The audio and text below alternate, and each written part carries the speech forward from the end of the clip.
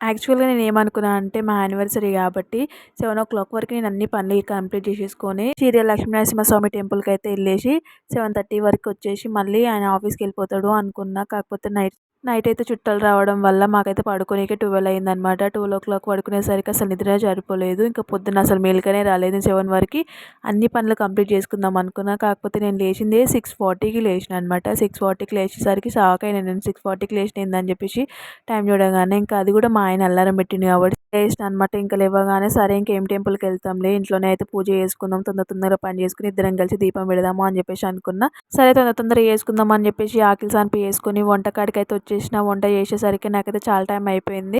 నాకొకటి ఏందంటే దీపం పెట్టాలంటే ఖచ్చితంగా ఇల్లు నూకి, తూడ్చి అన్నీ ప్రతి ఒక్కటి నీట్‌గా ఉండాలనమాట. గిన్నెలతో సహా తోమి ఉంటేనే నాకు దీపం పెట్టాలనిపిస్తదనమాట.